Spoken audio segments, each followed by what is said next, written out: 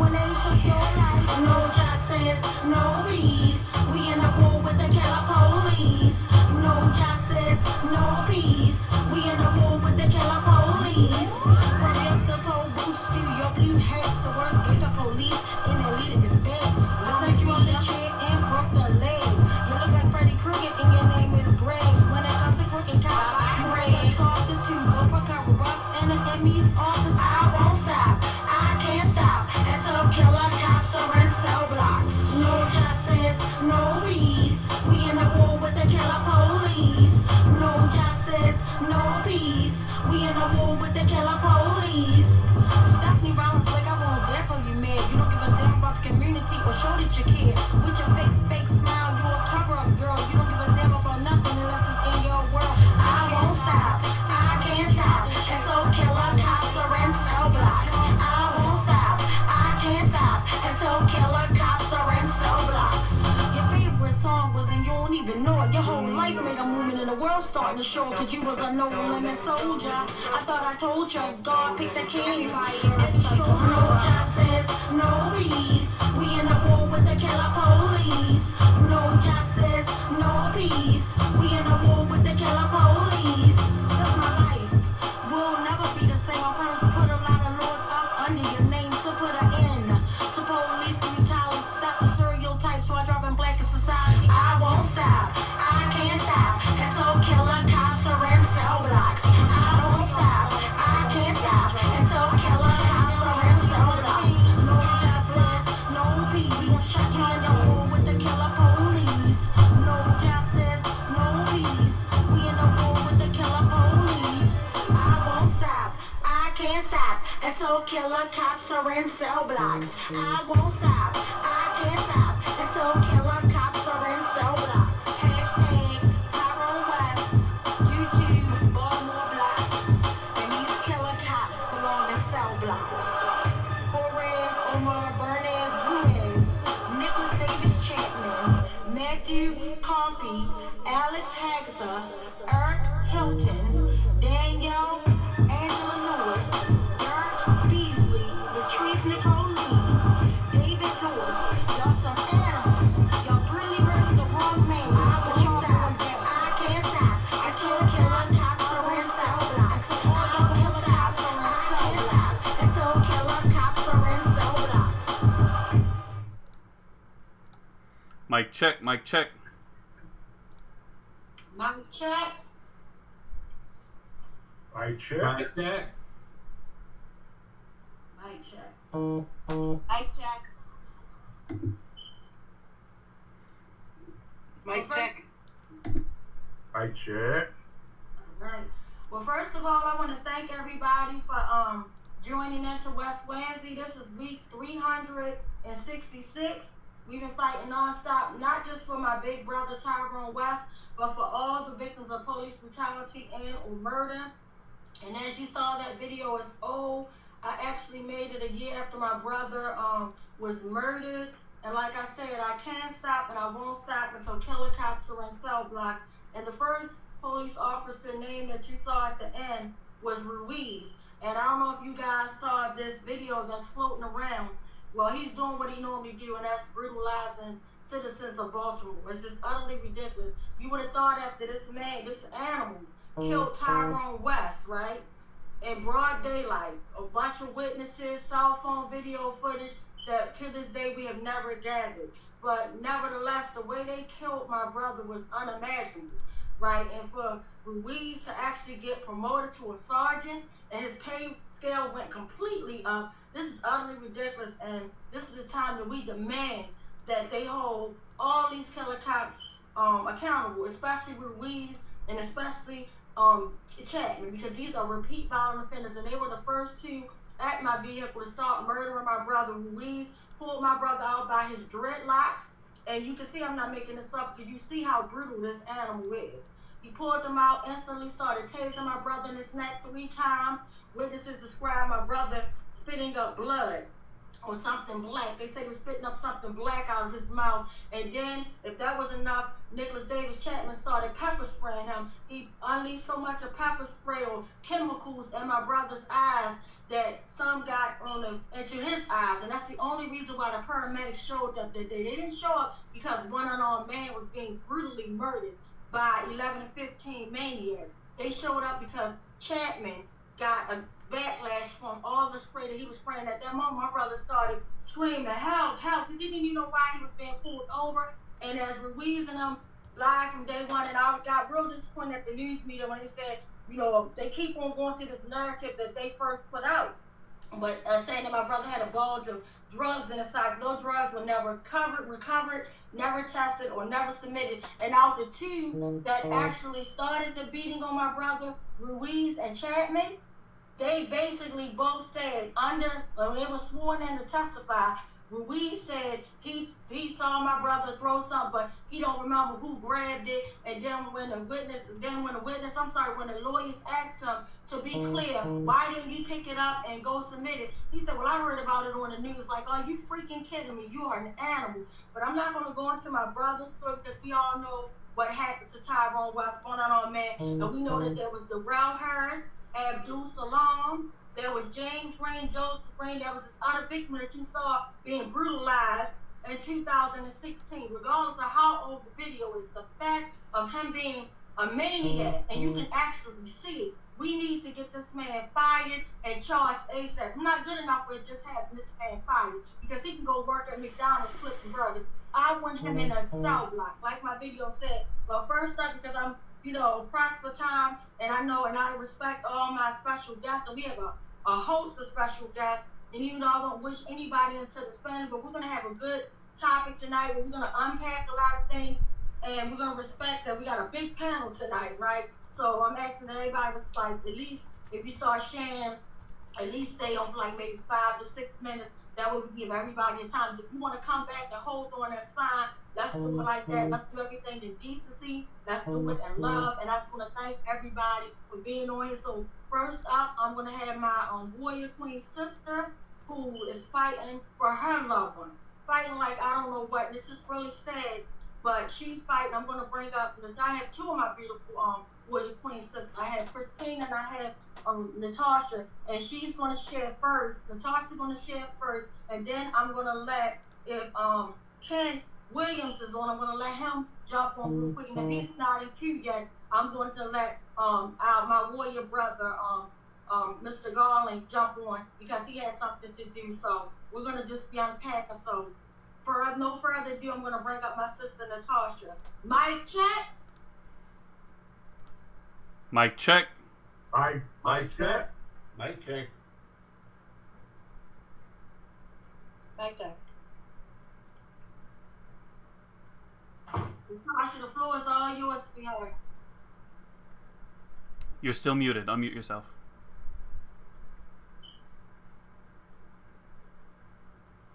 Natasha should be down the bottom. Little mic you can click on. You're still muted. Okay. There you go. Now? Yep, you got it. Hello. Thank you, Tuan, for having me. My name is Natasha Clemens, and I'm from Sarasota, Florida.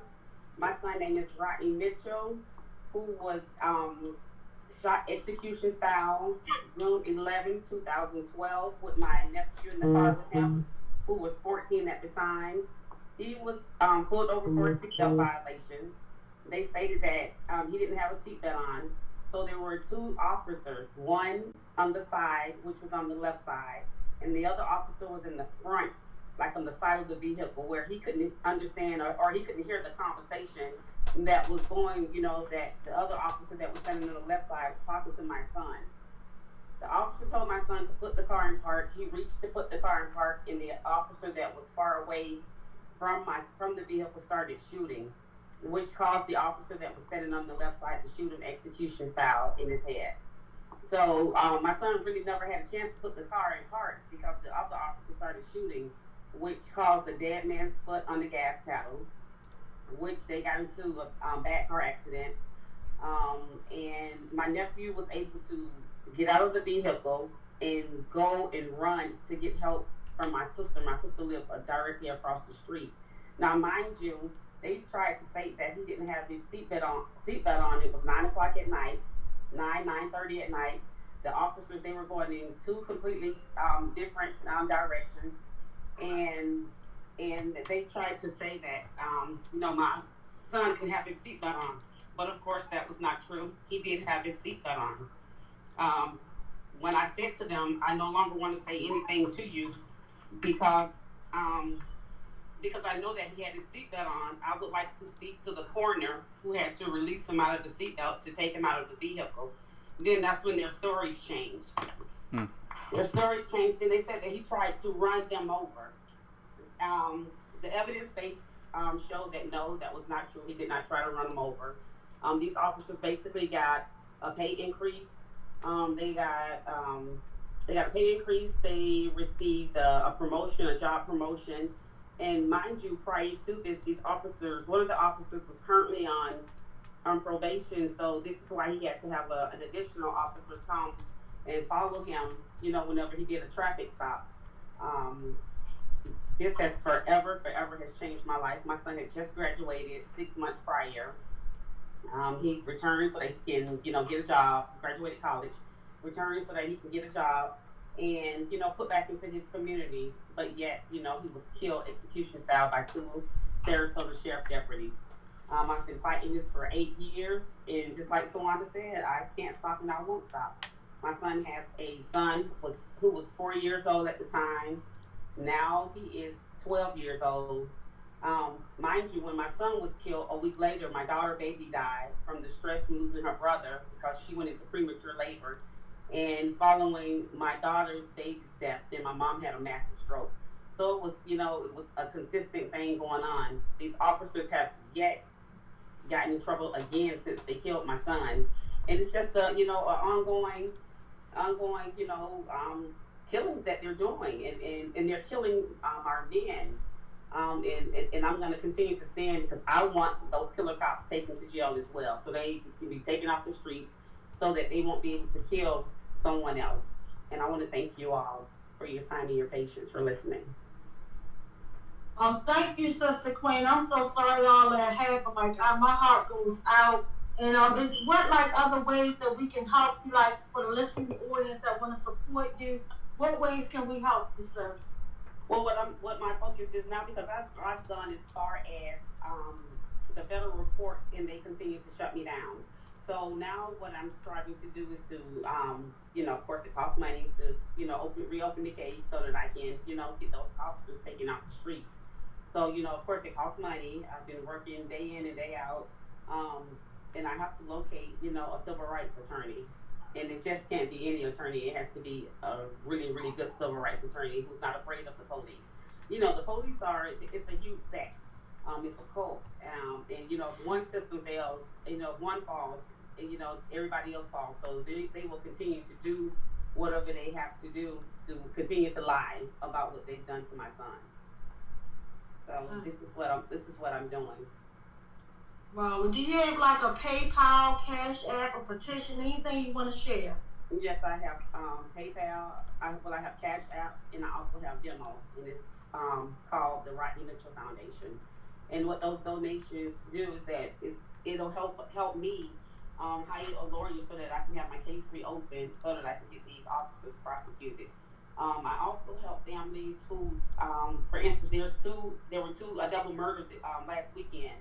And I help those families because I know how it feels not to have any help, or, to have to still pay bills and have to, bury their children, their loved ones. And, I also help with those type of services as well. So the money is utilized for, to help, other families.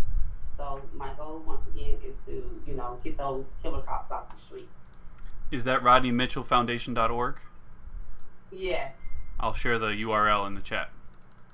Thank you so much. And thank you so much, sis. So next up, is Ken Williams in queue already or no?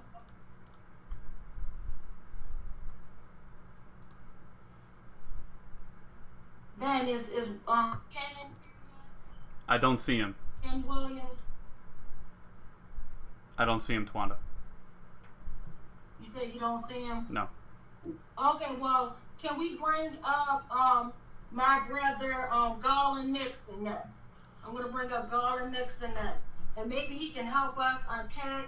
I really love the way he fights. He has a whole lot of crowns that he wears. No further ado, our next guest is Mr. Garland Nixon. Mic check.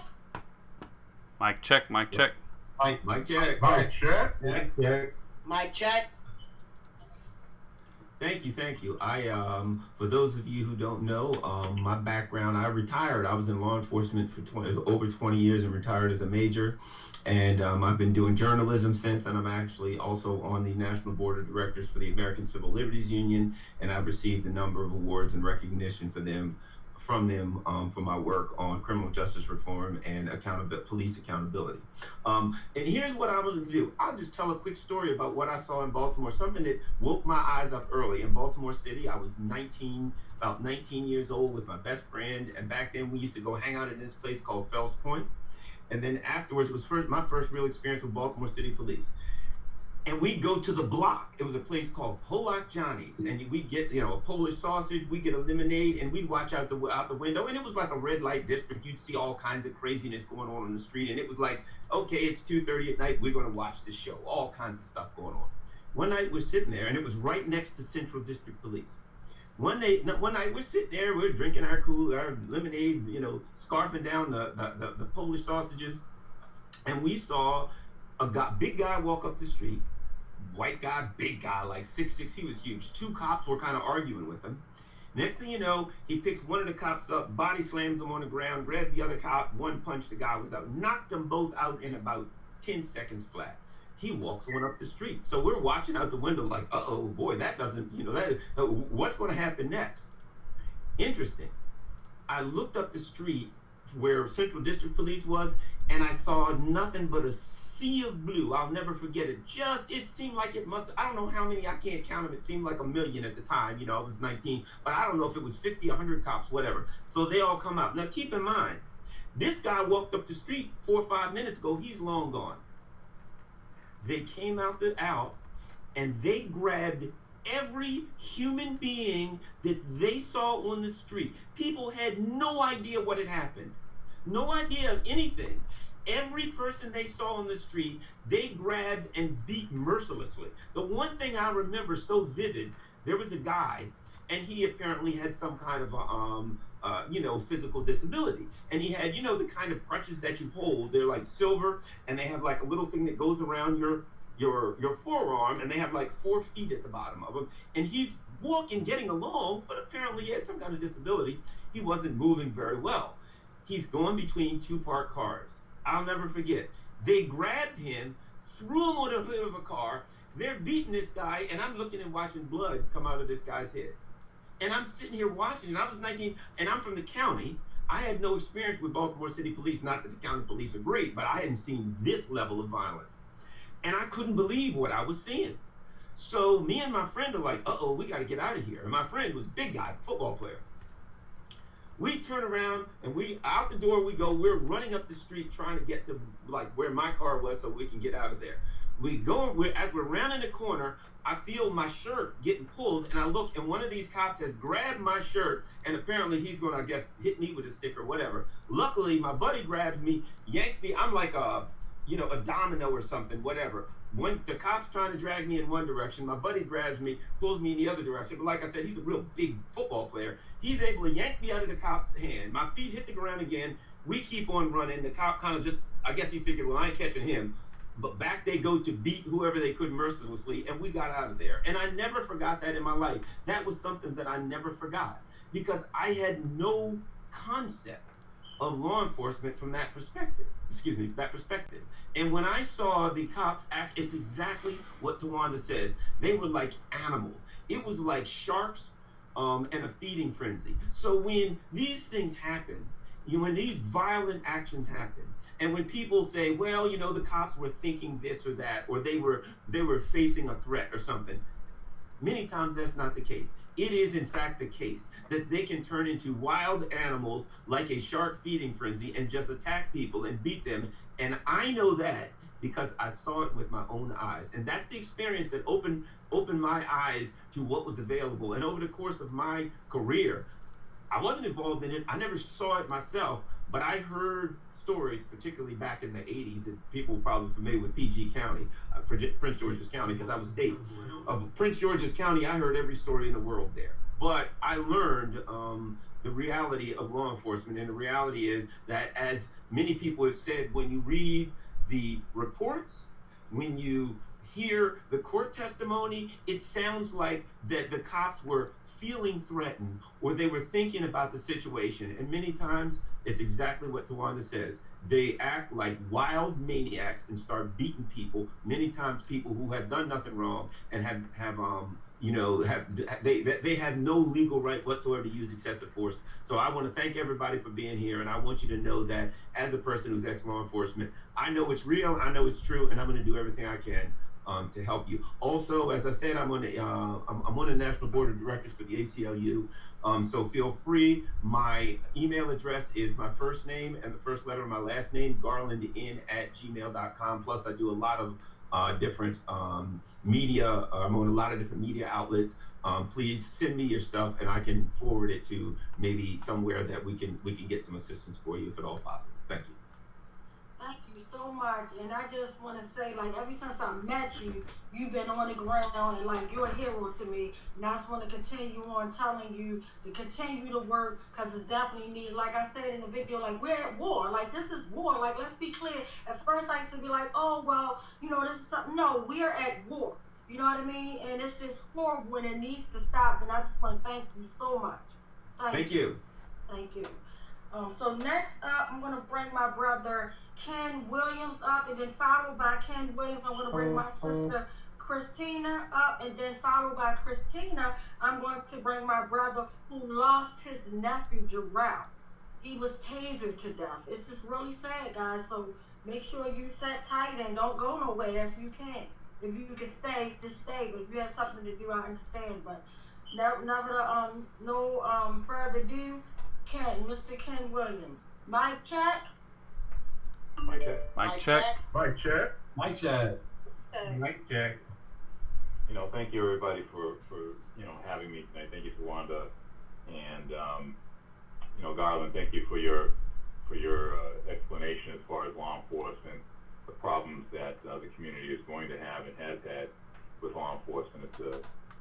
It's a perspective that I myself, as a former member of law enforcement, I concur with what your assessment is in your jurisdiction as far as problems.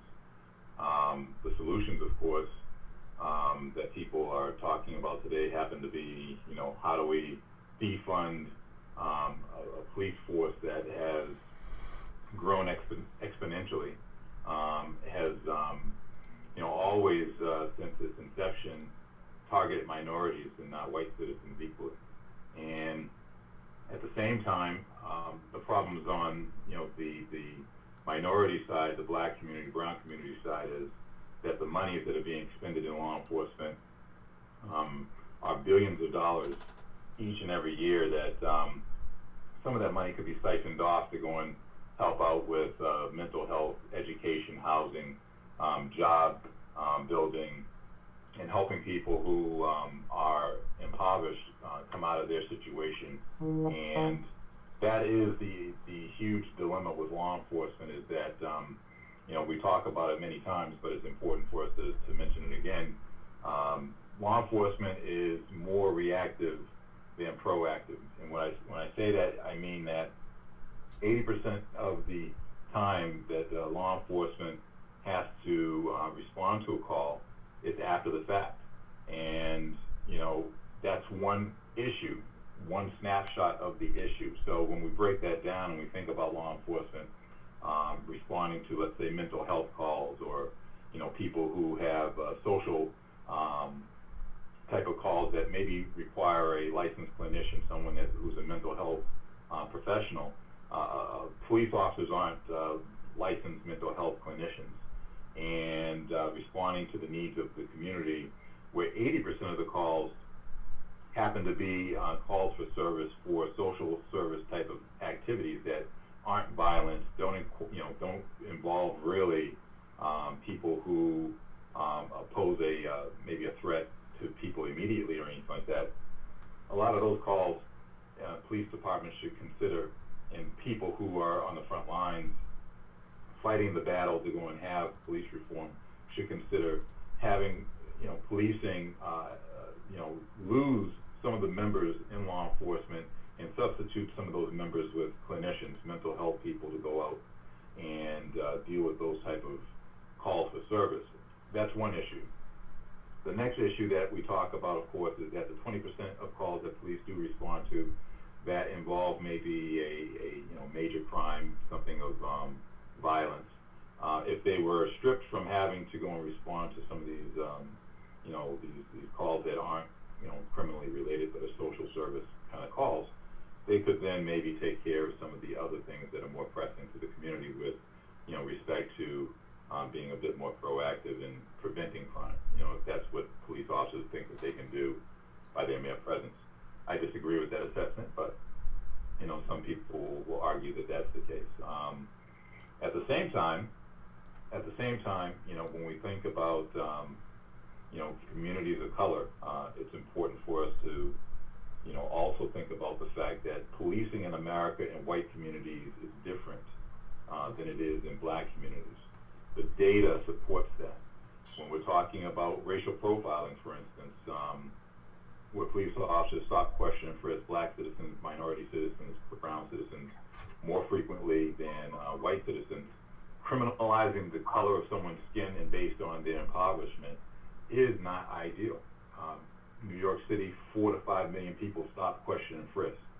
And recently, the judge's decision in that case, pushed back on the fact that this idea of broken windows and all types of stuff that police come up with to justify their actions is unconstitutional, because at the end of the day, policing is supposed to be about, not being unconstitutional. If you walk up on someone and, for instance, there was a case out of Sarasota, Florida. It involved a young man by the name of Rodney Mitchell. Rodney Mitchell was 23 years old, had graduated from college. He was home from college just mere weeks when he was driving in a car in Sarasota, was stopped by the police in Sarasota for a seatbelt violation at nighttime, and within 15 to 20 seconds of that stop, Mr. Rodney Mitchell was shot and killed by the police. When I think about cases like that, and many times over, those type of cases happen many times over throughout the United States. When you break down the nuts and bolts of cases like that, where a police officer is standing in front of a car, another police officer is standing on the side of the car that's by the driver's side. Let me just paint the picture for you. It makes no sense to me to have a police officer stand in front of a car. Has anyone ever heard of a police officer during a traffic stop, a routine traffic stop, standing at the front bumper of a car? It doesn't happen unless in certain jurisdictions, some people are trying to create their own exigency, is what it's called, to escalate and use force against people. Mr. Rodney Mitchell, sitting in the driver's seat of that car, he was shot multiple times. The vehicle then went forward, crashed into a building.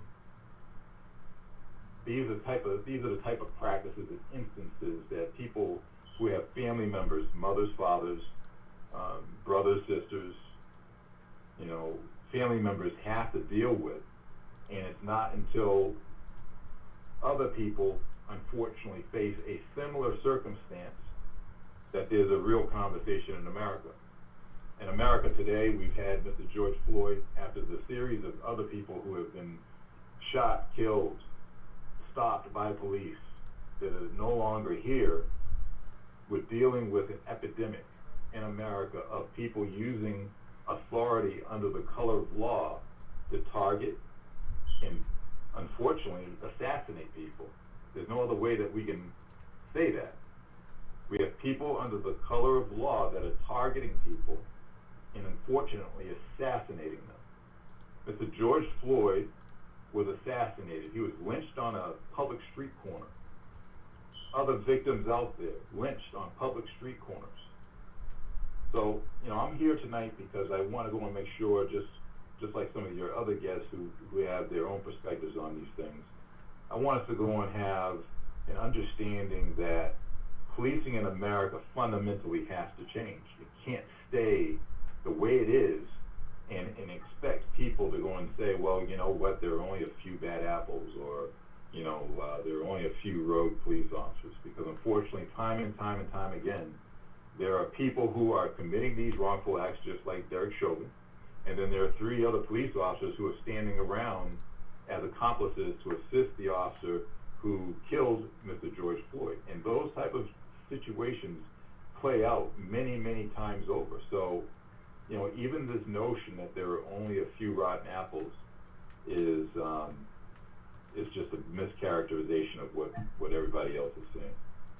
I turn it back to you, Tawanda. Thank you. No, and thank you. I'm sorry you joined a little bit late, but Rodney's mom actually was on here and she shared the horrific nightmare. It's just like so sad. Like my heart went completely out to her.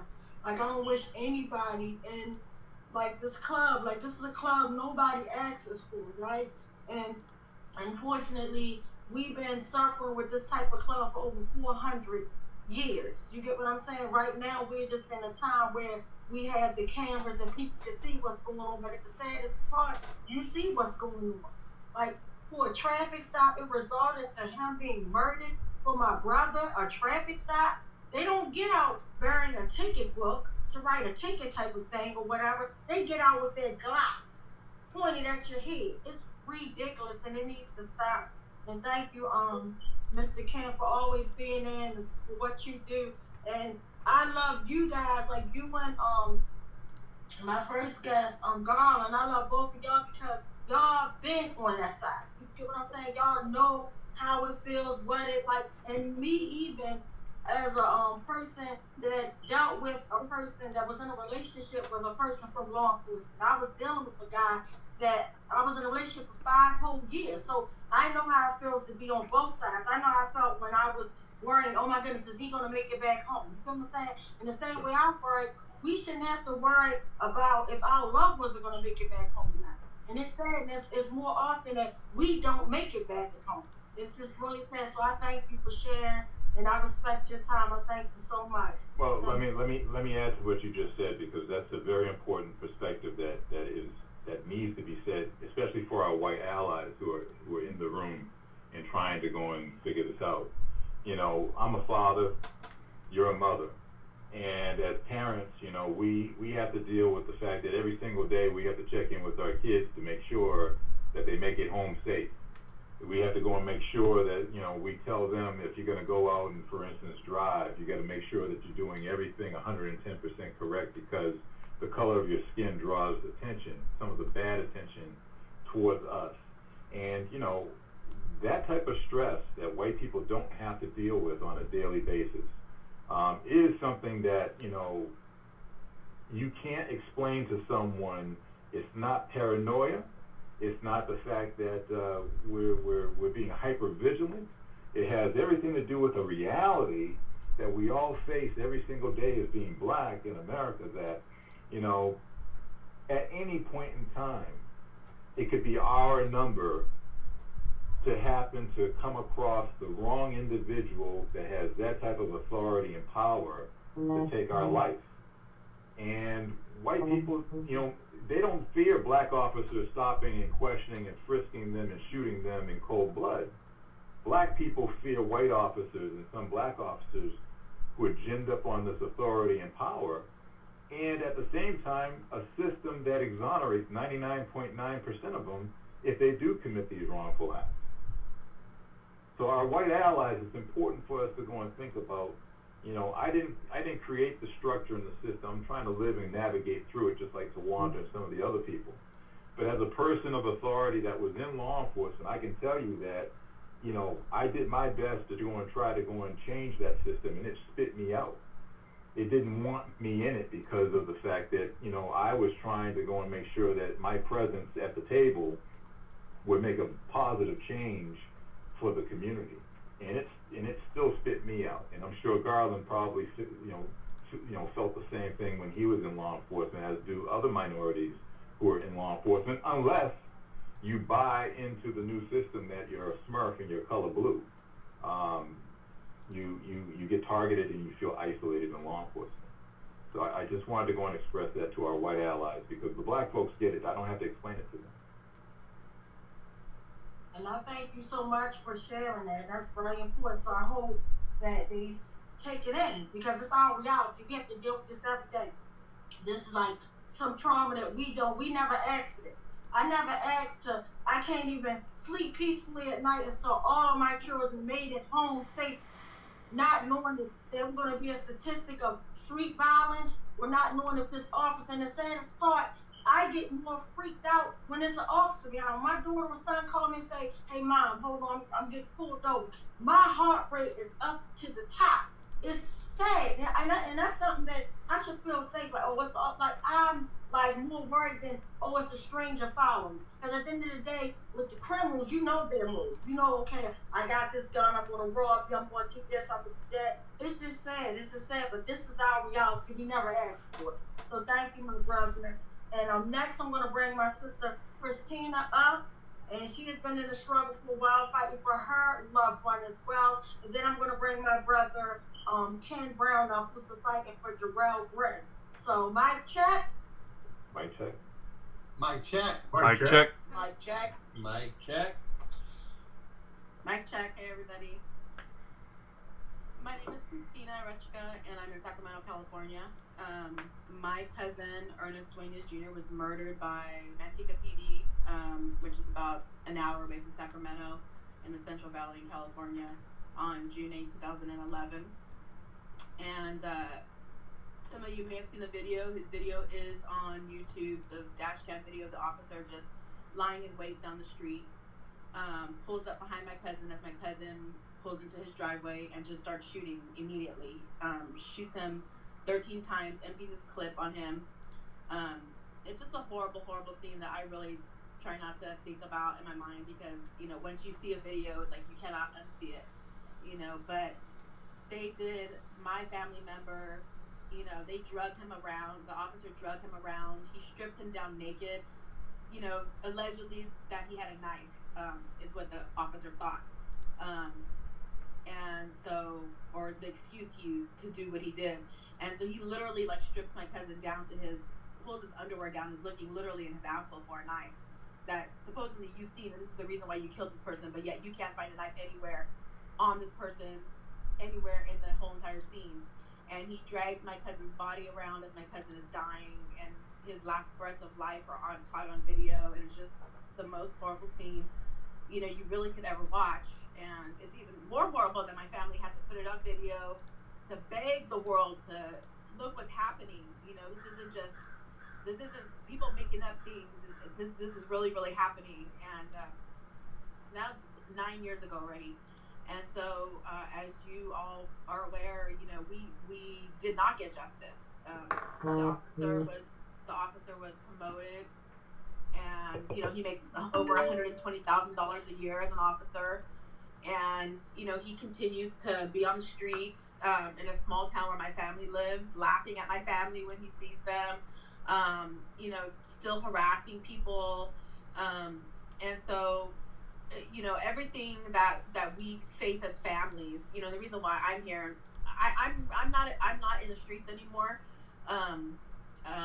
because I now have a 4-year-old, and, you know, my revolution is in raising him. And continuing the fight beyond the streets is the families who have been through this must stand in the gap of saying it is not reform that we need. Okay, it's beyond defunding the police what we need. It is abolition is what we need, a complete tear down of the system and a rebuild of something different, because at the root is racism. And, you know, before there was ever a Black Lives Matter organization in my city, I was, you know, screaming Black Lives Matter, because what ended up happening with me and my evolution into all of this was, after they killed my cousin,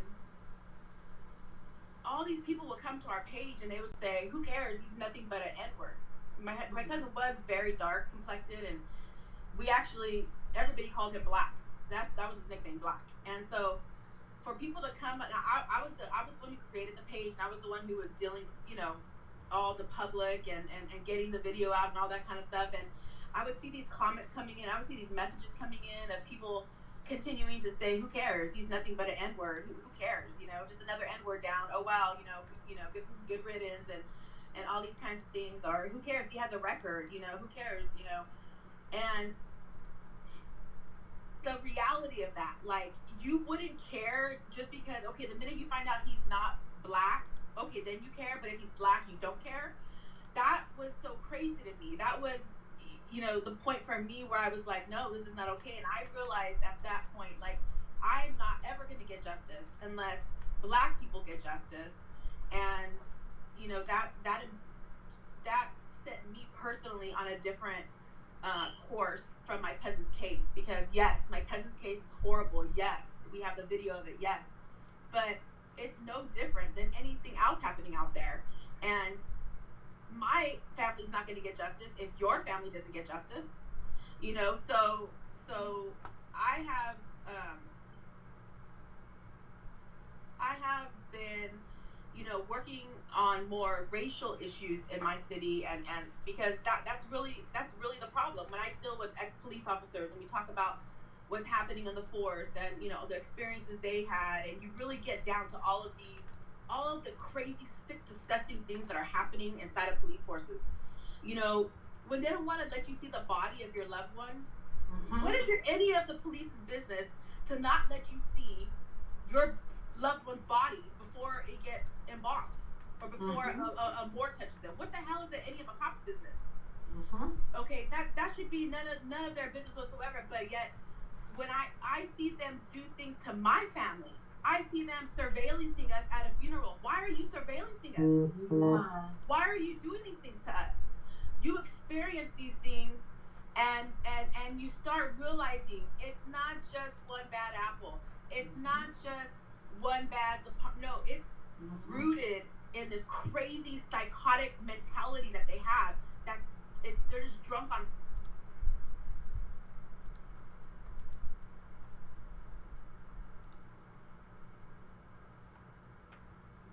I've been with families who asked me to come and take pictures of their loved ones' bodies, okay? And the police said they died of an overdose. But when I go into that place to go and take pictures of these people's bodies, I'm seeing broken arms, broken legs, tasers all over the face and the head, and cracked skulls, and none of this stuff is even listed on an autopsy. So the levels and the depth of sickness and disgustingness of how they will cover up for each other, the system. It's not just the police, because it's the morgues, it's the coroners, it's the doctors, it's everybody that is contributing to this. And when you see that, you're like, okay, we can't just be like, oh, this one officer for my loved one has to get arrested. It can't just be that. It has to be, this whole system needs to come down, and we need to continue to push that from our experience. As much as, yes, I want justice for my loved one, I want the cop who killed him to rot, but I know that it's not just about that. It's about all of them. It's about the whole entire system that allowed him to be murdered and Tyrone to be murdered. And I have a Black son. I worry about my little baby. What kind of life is he going to live in? And so I have to put my own feelings of wanting justice for my loved one and put it into the bigger fight to push, because when you first saw a family coming into this, you think, oh, cops aren't bad. I have some friends that are cops. My uncle's a cop, or my neighbor's a cop. So it was just this one cop, but that hurts us as a movement. That hurts us when you have the mic in your hand and you have the attention of the news, and you're saying, well, we forgive the officer, or it's okay, or, it's not all of them, or any of that. We need, as families, and the one thing that I'm working on right now is we need a better support system. It's not that family's fault because there's not a whole entire support system for you in a lot of places if your loved one gets murdered, you know? So those of us who have been through this have to build that support system and an education system and a place where people can go to get the help that they need and the education that they need. It would be great if people were educated beforehand, so when this happens to them, you know, they're not like, you know, totally not expecting what really is about to happen. But, you know, when it does happen, you know, we need to be there to support one another and also to call each other out on these things, to be like, you know what, I know you're hurting right now, but this narrative isn't going to get you justice. You know, this narrative isn't going to push us forward, you know, and some people may receive it and some people may not, but those of us who know must stand firm in the fact that the police are killing us because of a racist system that's allowing them to do that. You know, we see racism in the White House. Donald Trump is a born and bred racist. If you watch the documentary on his family, like it's really eye-opening because you're like, these people are literally like born with this white supremacy mentality, and then it plays out in your life, and look at how it plays out. And to me, if you watch Donald Trump's life, that's like the system. Like if you overlay the system on it, you know, a whole bunch of privilege and a whole bunch of money and a whole bunch of crookedness and a whole bunch, you know, just piling up and piling up and piling up. And then this is what you get. This shit show is what you get. This is what we have with the police right now. And so I just think that, you know, we have to stand firm where we're at. You know, I want justice for my cousin, but that may not look like John Moody, the cop who killed him, behind bars. That, to me, John Moody will get his in the end, but we need a whole new system where our kids don't have to deal with this shit. We don't have to worry about all of our money going to the police, all of these things that we see happening.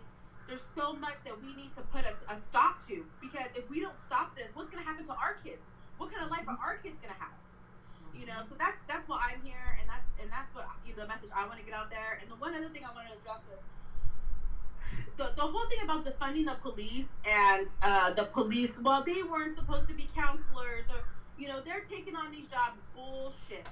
The Police Officers Association lobbied for that money, took that money away from programs in our communities over the course of decades, and then now that it's turned and snowballed because they had no intention of dealing with the people in mental health issues. They had no intention in helping the homeless find a room, you know, as they're patrolling the streets. They had no intention on those things.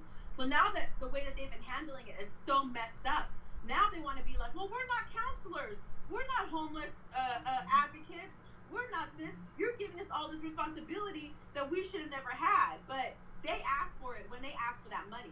And so we need to continue to we have to have long memories when it comes to this stuff. We have to know the history of what's happening and how money got put where it got put in our city. So when they try to come back to us with the okie doke, like, oh, well, you know, yeah, we'll give you this little bit of justice, but you give us some millions of dollars for another tank.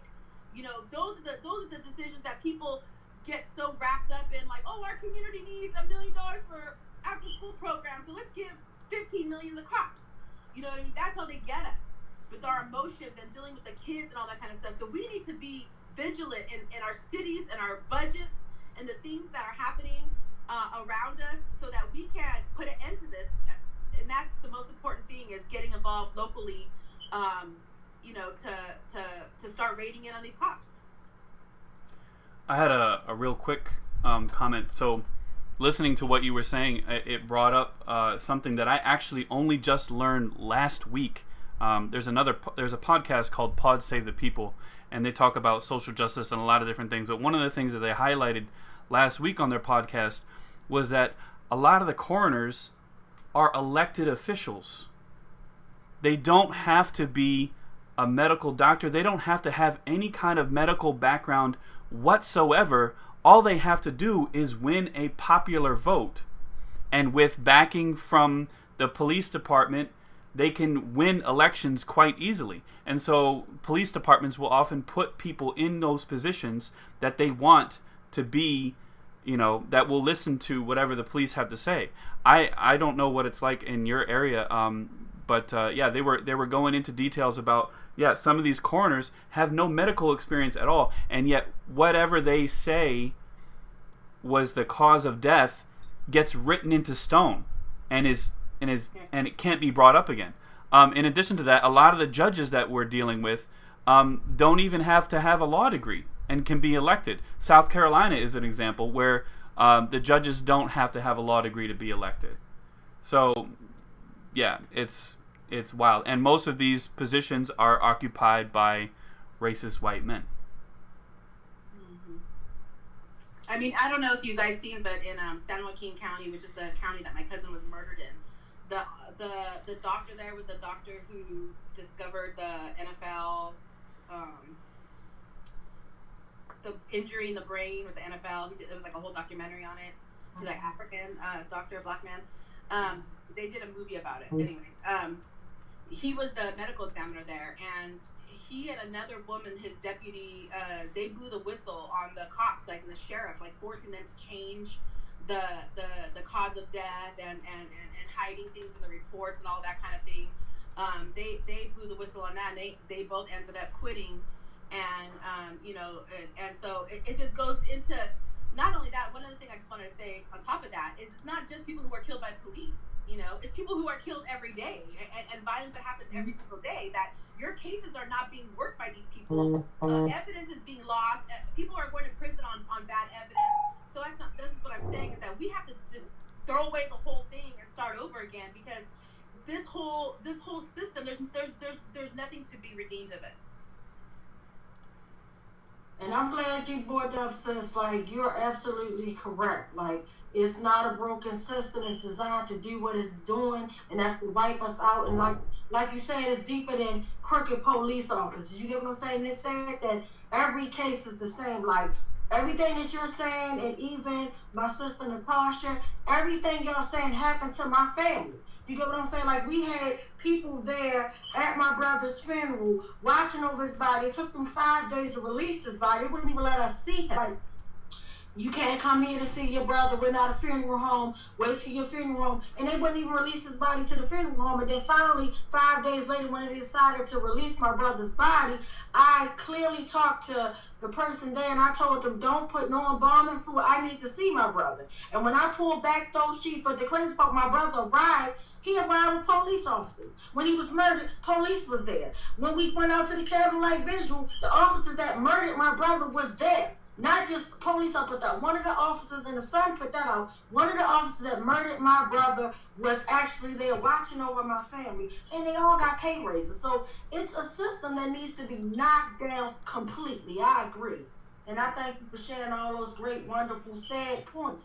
And it's just like you said, and then I think about the victims of police brutality that survived. Like in our city, we had Keith Davis Jr., who was gunned down after Freddie Gray, right? But instead of them saying, you know what, we made a big mistake, now they're trying to bury this innocent man alive. They're planting a body on him, a murder that he didn't even do. A gun that was never fired killed someone. You get what I'm saying? This is crazy. And they're trying to give this man, they're basically trying to stick him with 50 years for a crime he didn't do. So even if they don't kill you, they'll bury you alive. We need to knock this whole damn system down. So I thank you for sharing, and you can tune in, my sister. If you need to go, feel free. But I'm going to bring up the uncle of Jarrell Gray. And he's a poet as well. This is my brother Ken. Mic check. Mic check. Mic check. Mic check. Check. Mic check, everyone. Thank you so much. My sister Tawanda, thank you so much to the entire team. It's an honor to be here. I don't know if it's a pleasure to be here because, as you say, Tawanda, it's a club that nobody wants to be in. But I'm very appreciative, not only for your invitation this evening, but for all that you've done over the years. It takes a hell of an amount of energy and strength to do what you and your family and the team has been able to do. And I may come back to that later, but I will kind of explain the situation of my nephew. If we have time later, I can unpack it some more. If we have time later, I'll drop a poem or two. You definitely got to drop that poem. You definitely got to drop that. I'll tell you what. We'll just go ahead and talk about the situation right now, and then when we come back, around again, and we'll do that. In November of 2007, on November 18th, 2007, early Sunday morning, up in Frederick, Maryland. Those of you that may be watching nationally or internationally, that is about an hour west of Baltimore, a small city. My nephew, Jarrell Gray, who was 20 at the time, he and a couple friends had been partying all night. They had come back right in front of my sister's house, his mother's house, there in Frederick, and there was a young lady who was the designated driver. So she was in the car, and my nephew and another young man had gotten out of the car. Now, they had been drinking, not enough to be falling down, pissy drunk, as the expression goes, but enough to be too loud at 4 or 5 in the morning, certainly. And so there was kind of an argument going on in terms of the other young man and young lady saying, okay, it's a wrap for the night, you know, let's my nephew wanted to go out some more. And basically, one of those arguments that young people have, especially if they've had maybe one drink too many. Again, too loud for 4 or 5 and a noise complaint. So, you know, story is pretty straightforward up until that point. Here is the problem. When a Frederick deputy arrived, whose name was Rudy Torres, long story short, he, instead of coming up and trying to talk them down and saying, hey fellas, it's a wrap, get inside, that type of thing, came out and drew firearms immediately. And I think you just touched on it, Tawanda. Somebody just touched on that a few minutes ago in terms of immediately drawing firearms instead of looking for ways to de-escalate the situation. And so coming out and drawing firearms, in particular the taser, the other young man, you know, reacted hands down, in no way trying to be belligerent or fighting back. My nephew also was not trying to fight back or be belligerent. The young lady testified to the fact that he was saying, my hands are down, and that is why those of you who've heard my poem know why I opened with that particular phrase. And as my sister's legal team was trying to describe in the civil case, was in the process of bringing hands down, so that at the time he was tasered, his hands were in what was called the chicken wing position, just for sake of the jury's understanding, you know, at his side. And nonetheless, even though he was saying that, and even though his hands were obviously in a non-threatening position, even though he obviously was not carrying any firearm, he did not make a move or a lunge toward the officer. The officer tased him nonetheless. So a taser, as you know, is about 50,000 volts. When it hit my nephew, he ended up falling to the ground and falling face down. So basically, if you can imagine falling face down, if your hands are like this, you are on the ground and you are in a non-threatening position, because at that point, you know, your hands are pinned under you and that type of thing. So that is egregious enough. The additionally insane thing is that the deputy tasered him a second time, less than 30 seconds later. Your guess is as good as mine as to why the second taser. The first one shouldn't have happened. The second one damn sure should not have happened. Long story short, my nephew was pronounced dead a couple of hours later at the hospital. So there are a number of things about this. The argument in civil court, and I should say that, of course, as I mentioned in the poem, is the criminal prosecution of the deputy did not happen, because we know these things do not happen. That'd be too much like right. In the civil trial, and my sister and the legal team had to go through a years-long legal wrangling and chess game and what have you to even get it to trial, and finally came to trial here in Baltimore down at Federal Courthouse. In the civil trial, among the many spurious arguments that Frederick City tried to make, Frederick County, was that Jarrell was not reacting. So I already described to you how he actually was reacting in compliance. Was it as quickly as the deputy wanted it to be? It may or may not have been. One of the things was that Jarrell was deaf in one ear, and so could only hear out of one ear. Even so, and that's just an additional fact. But even besides that, again, his arms were in a non-threatening position when he was tasered the first time, and quite clearly he was in no way threatening position when he was tasered the second time. I thought that my sister's legal team did an excellent job as we listened to them during the trial, trying to press along 7 counts. I cannot enumerate all of them off memory right now.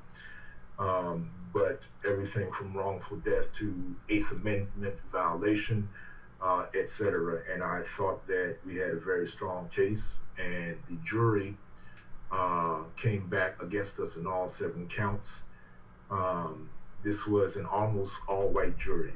There was one person of color on the jury, and the rest was all European American, all-white jury, which is difficult to fathom. Being able to sit in almost all-white jury in Baltimore City for a case like this, and yet it was done. I'm not sure how Frederick County team was able to get that past judges, unless, as we know is the case, judges were just not attending to what they should have been in the jury selection process. But it was an almost all-white jury. Ruled against us on all 7 counts, and I'm going to read to you something that Deputy Torres said after that ruling, which was in January of 2012. Torres was quoted as saying, "Tasers are a useful tool. They've saved many more lives than they've taken, if they've taken any at all." Now imagine that, if they've taken any at all. Now they had already taken many, many lives by that point. And yet here he is not even understanding fully, what he's done, the ramifications of what he's done, by talking about if they've taken any at all. One of the things that I should add, there's a couple of things to add. This matter of tasers being the non-lethal weapon, as if they were the answer, as if they were the panacea that the society needed, is really a mind game, because they can be quite deadly, quite lethal.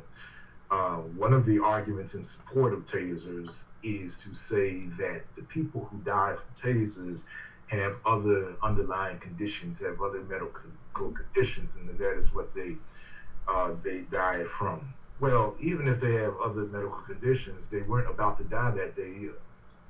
Yeah. I tased. Right. It was the taser that set off whatever other underlying conditions they may or may not have had. And so that's one of the ridiculous arguments that's made in support of tasers, especially in cases of death. One of the things that I want to point out, as you heard me mention, the deputy's name was Rudy Torres, and you can hear by the name, a Latinx officer, white presenting Latinx officer. And so, as has been brought out in the conversation tonight and many times before, even officers of color, even officers who come from a variety of racial ethnic backgrounds, when they get into this police mentality, when they get into policing in America, those sensibilities go out the window. It's a matter of, for them, it's a matter of protecting the blue line and being wrapped up into that mentality. An additional point that is just really twisted is that he knew the family. He knew my sister. He knew Jarrell. He knew my sister's mother. My sister's mother is a retired correctional officer. if I remember correctly, she was one of the trainers of Deputy Torres, during the course of his career. And so right there, even in a small city, right there, even as he was dealing with the family of one of his colleagues, he still acted wrong. He acted in however he may want to describe it, panic or fear or whatever the case may be, when there was absolutely no reason to. So, I bring all these things to point out the pervasive mentality and brainwashing and as Kim Williams said, the reactionary behavior of policing as people get into this system. For me, it goes back to even what our sister Christina was just talking about in terms of going into a whole deconstruction of the system and building something in its place. I just finished Alex Vitale's The End of Policing. Highly recommend it. I just finished it today, as a matter of fact. Highly recommend it. As he really goes subject by subject, point by point, case by case, in terms of the types of cases that demonstrate why in any sector, whether it be the policing of political activists, whether it be the ridiculous thing called the war on drugs, whether it be police in schools, in the school system, the policing of mentally ill persons, et cetera, et cetera. You look at each of those sections, there are strong arguments to deconstruct what we have as a system now, moving beyond just reform. There have been some reforms that have made some gains, but not enough. These reforms are not making nearly enough gain. And I understand, some of the argument for reform. My father, who's a professor of history, African American history, Dr. Ken Grout, he has also done in his career a number of consultancies with police districts.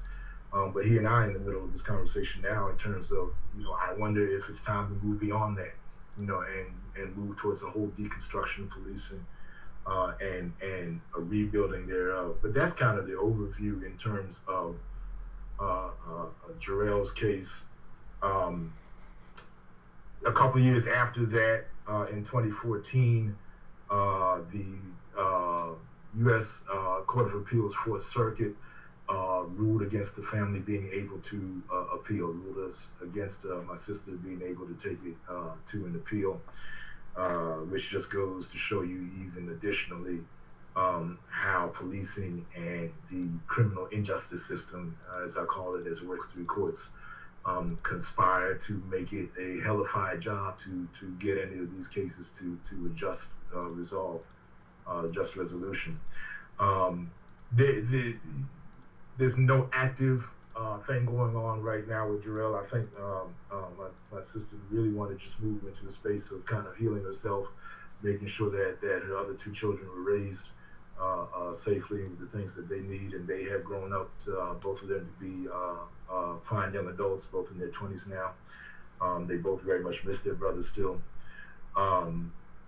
So as opposed to an ongoing movement for Jarrell, I think it is incumbent upon me and my father and some of those of us in the family who come more from an activist side to take the pain and tragedy of what happened to Jarrell and to let that spur us to be part of the struggle and the movement for these other cases that remain open, such as yours, Tawanda, such as yours, Natasha, such as yours, Christina, everybody who's spoken over the course of West Wednesdays. Certainly I want Jarrell's case to be remembered. It is one of the less known cases because we didn't, it wasn't pushed in the media in the same way as others. I want Jarrell's case to be remembered, but I think that to respect Jarrell, I would ask everybody to continue to help Tawanda, continue to help all of our family here on this video and on all of the videos over the weeks, and to really be a part of the movement. And I have to challenge myself on it. It's the type of thing where I realize, even interacting with the movement for Tyrone and some other things, that it's time for me to even turn it up a notch.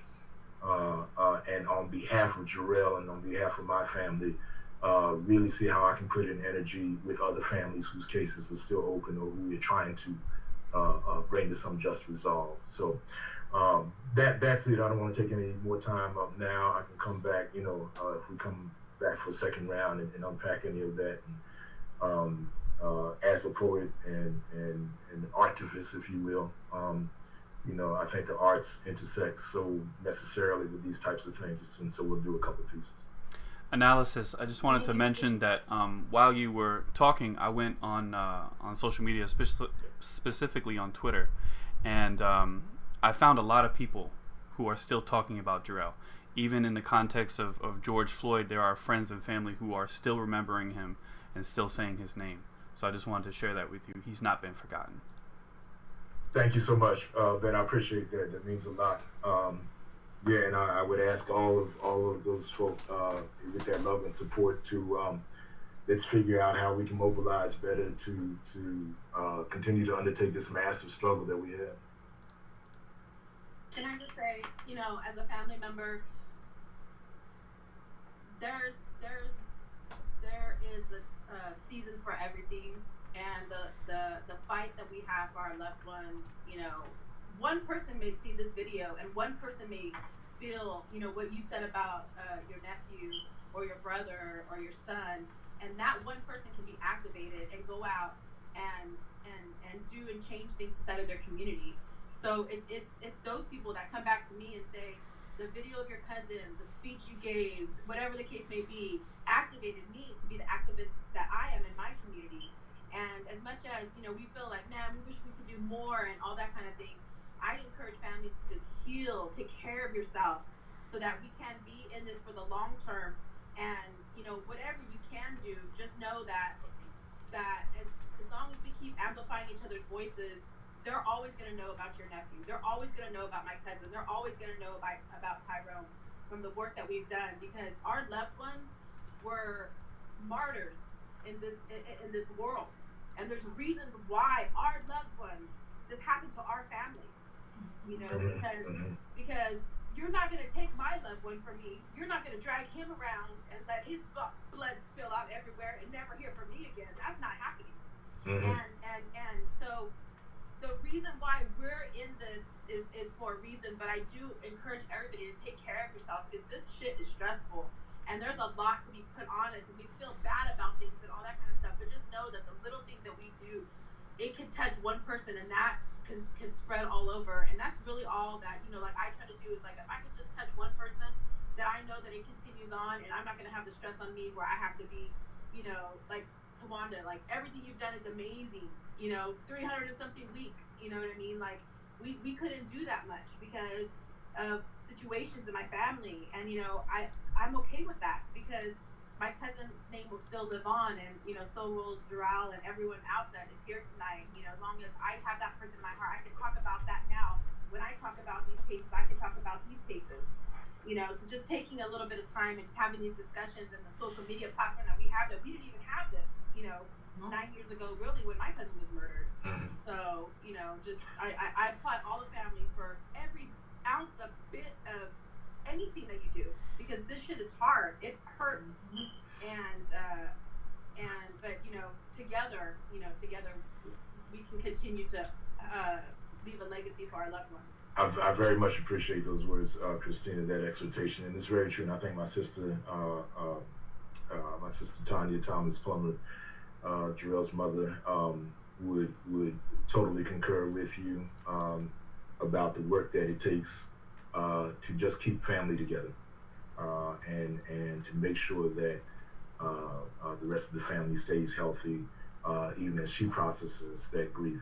And so I think you are right on with that in terms of the need to make sure that we are strong, as you say, so that we can help each other. So much of what was already said by everyone tonight is so crucial. And I just want to emphasize also, as people have talked about this matter of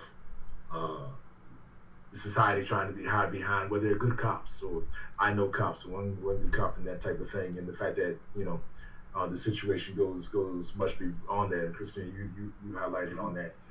It's very true.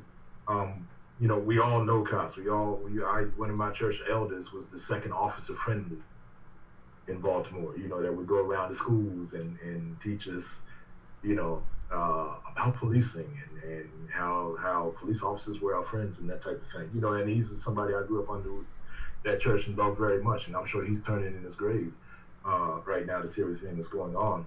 But we really have to keep our foot on the pedal of breaking people out of this mentality of hiding behind a good cop, and get them to look at the system, which corrupts policing in general. I'm sure Rudy Torter has, found himself or thought himself to be a good cop when he's being trained by the grandmother of the young man he eventually killed. And so we have to deconstruct that. It reminds me of this thing about, respect our soldiers and military people and what have you. And all of that mythology. Just because we all have military people in our families does not mean that the United States industrial complex and how the U.S. military is used around the world is not an evil and imperialistic thing. Even though I have people in my immediate family who I love very much and they're military people, but that doesn't should not preclude us from putting a critical analysis on the United States foreign policy.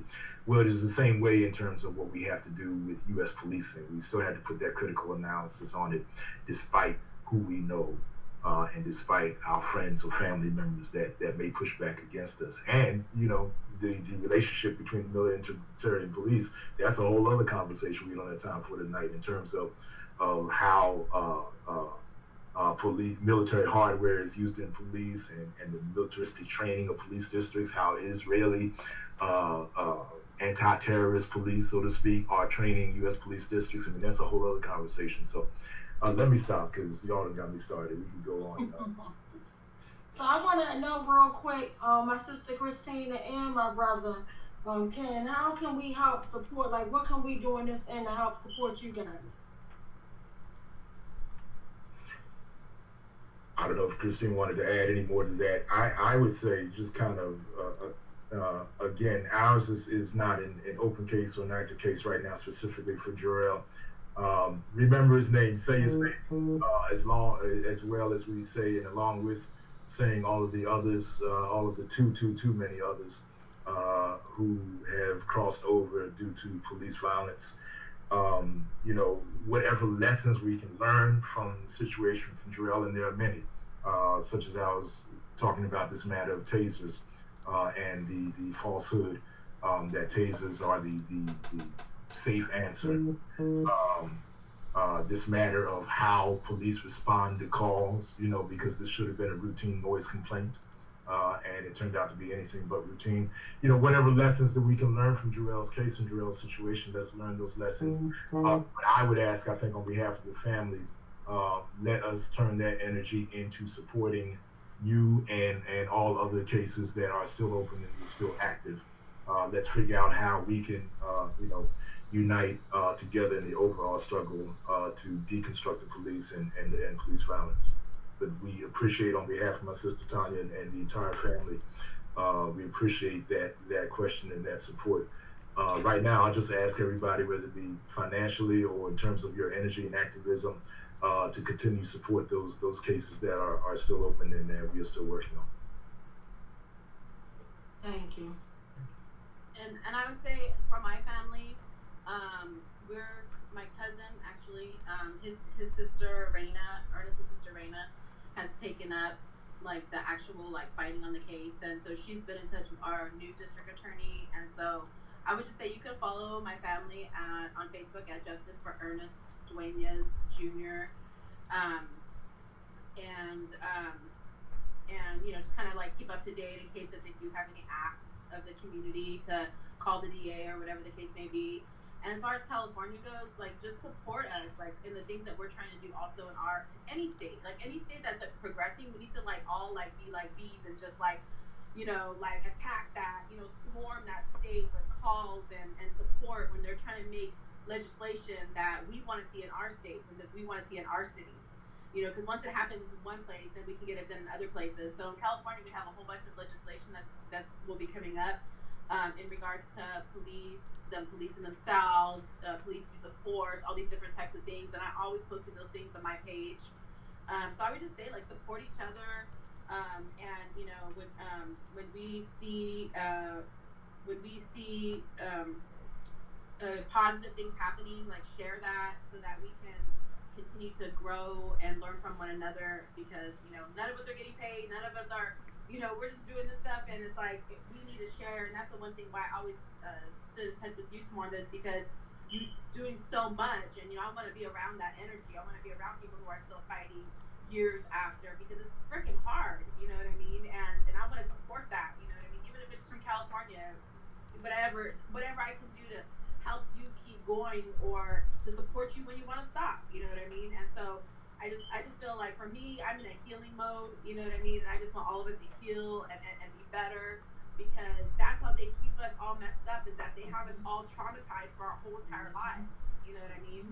And that's the one thing that the other man was talking about, you know, how black people and, you know, have been traumatized, you know, all this stuff's been happening for 400 years, you know what I mean? And so they keep us where, you know, most white people don't understand what it's like to, when I was 3, my uncle was murdered, and he was 16, and the police blamed my dad, even though it wasn't even my dad's fault, you know. But of course, we're brown people, so we must be involved in gangs or something like that. And then that turned into a lifetime of my dad being tortured by my grandfather because he believed what the cops were saying, and it just was a horrible, horrible life for us, of mourning, of never having justice, of trauma, alcoholism, all these things that come to our families because of this system, and because of the police that are allowed to, you know, intervene in our lives in these crucial times of our lives where we should be healing, not being more traumatized. And so they keep us in this traumatized state. So for me, it's like, just heal your communities, forgive one another. You know, when you see a family doing something, or you see people in your community doing something you don't like, you know, I just try to find the good in my community, you know, and the people that are doing things. Hey, I may not like you, but you know what? I'm going to respect the fact that you're out there doing something, because it takes something to get that done. And so I'm going to support that. And so just having that positivity in the movement, I think, is really, really important for us to push forward, keep that positive stuff going, and to stay away from all the negative things. That's what you could do for me to help us get justice in this movement. And I love all you guys. Thank you so much for having me tonight, Tawanda. No, thank you, and I love you. And I'm so sorry for what happened to your loved one. I'm so sorry. Tawanda, could I also add, just piggyback one more thing on that, and a lot of people are listening to us, and they've listened to you speak on this for years from personal testimony, and maybe they, you know, I think a lot of folks maybe still don't have this system in their head and wrapped around. And there's plenty of good reading on this also. I'm a bookseller as well, so of course I'm going to remind people, read, study what we're talking about. This, but not just our own personal lives. That alone ought to be enough, you know, the testimony that we're giving. But read. I mentioned Alex Vitale, The End of Policing. Christian Williams, Our Enemies in Blue. Michelle Alexander, The New Jim Crow. Andrea Ritchie, Invisible No More, which deals with the police violence specifically against women, against black women and women of color.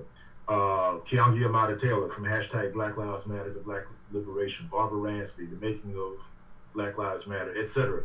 You know, there are things that people can do to really learn why we are talking about systems, why we are talking about deconstructing entire systems. It's not just what happened to our individual families. Read and study and learn, you know, how to deconstruct these systems. And if anybody needs those titles, again, just follow me across social media at Analysis the Poet and message me. I will get these titles to you, because it's important that we study and know. Thank you, my brother. So mic check. Mic check. Mic check. Mic check. Mic check. Mic check. So do anybody want to share anything before we kind of unpack and wrap it up? Hey, Tawanda, if it's all right, I'll say a few words. Sure, absolutely. And I know we don't want to forget, Uncle Bill has the list of names to read. But I wanted to say, you know, deepest love and respect, of course, to you, Tawanda, to Natasha, Christina, Analysis, to everybody who's brave enough to go through that pain of telling your story again and again and again. Just thank you. I wanted to make sure that I had the names correct. I got Rodney Mitchell. Was Jarrell Brown? Is that right? Jarrell Gray. Jarrell Gray. So that's Jarrel Gray. Gray. And Ernest, what was the last name? It's Duenas, Duenez Jr. Thank you. So yeah, there's a lot of different topics one could speak on in relation to all this. I wanted to talk about what's happening on the other side of the country in Portland, with the Department of Homeland Security, Border Patrol, ICE. We're not entirely sure, coming out on the streets and attacking people. Because at least in the cases that we're talking about, we know who the perpetrators were. We have names. We might or might not ever get something like justice or accountability, but we know and we can talk about it. In this case, these people don't have name tags. And they're coming for us. I imagine people probably saw that Trump gave out a list the other week of other cities that he was talking about sending these people to, and then Baltimore was on that list. And it's not a long list. He didn't name every city in America. It's like maybe half a dozen, but we're on his list. And, we're all terrorists now. Anybody who's against fascism, which by definition is what we're talking about, that we all are, by their definition, we're all federal level, throw them in Guantanamo, never hear from them again, have no rights, level criminals. So the same thing that victims advocate family members have been experiencing for so long with ongoing harassment and being treated as if you have no rights, that's an experience to pay for the rest of us to pay close attention to, because we're all vulnerable to the exact same thing, more and more so as this federal level legal lawlessness goes on. We're all in it now, as we always have been, which is the thing, of course, to realize. And just today, you may have seen in the news, the governor of Oregon said that they reached an agreement for those forces. I don't want to call them officers because I have no idea if they took any sort of, oath, whatever. But that so DHS is saying, no, actually, forget what the governor just said, we're staying. So we're living in incredibly terrifying time in that regard. And one question I have is, if they come here, will the Baltimore Police Department cooperate with them? And we have the answer to that question because the answer is they already are. The Baltimore Police Department cooperates with ICE in pulling immigrants, out of their homes and off the street, because Baltimore is not a sanctuary city, which just means that the local police don't work with ICE, And why is Baltimore not a sanctuary city when, in many ways you would think, oh, we've got this progressive seeming leadership, why would they not take that step? They talk a good game. Well, they can't, because the Baltimore Police Department is a state agency, and so it's Hogan's decision whether or not they're barred from cooperation with ICE. And that's the same reason, of course, that so many common sense reforms, so many reforms mandated by our own federal government, by the Department of Justice, have been so impossible to do because they're not under our control. Minneapolis City Council can say, oh, okay, we're disbanding the MPD, we're going to start from the ground up, do something new. Our City Council can't do that. And so I like to talk on that because it's something we could change, that it passed unanimously in the State House of Delegates and was blocked by our own city-state senators, Antonio Hayes, Bill Ferguson, and Corey McCray are the people who are keeping this power and control out of our hands. And their watchword for that is, oh, liability. It'll cost more. The state has this cap on courts. You can only get so much in a civil case if it's against the state, and the city doesn't have that. We don't have the money. As if the obvious answer to that isn't that we could save all of the brutality settlement money if we stopped doing the brutalities. But they're not really afraid of that. If they were really afraid about the costs, they'd work to get the costs under control. Because the one thing the city council can do is cut money from the budget. And we saw that when they painted defund the police on the street, and their response was to cut the Marine and mounted units. So I'm not saying the city council is the answer. because I haven't seen a Baltimore police officer and a horse in a long time. And the Marine unit, a coworker of mine was saying the only time she'd ever encountered with them was when they saved someone out of a flooded parking lot down by the Jones Falls. So that was not what a single person meant when they said defund the police. So that was complete bullshit. So our city council is weak sauce, but who would I rather fight? You know, would I rather go to City Hall, that's 10 minutes from me and that everybody can get to, and fight with and push the people that I literally see at the grocery store, you know, around town, that are completely accessible to me?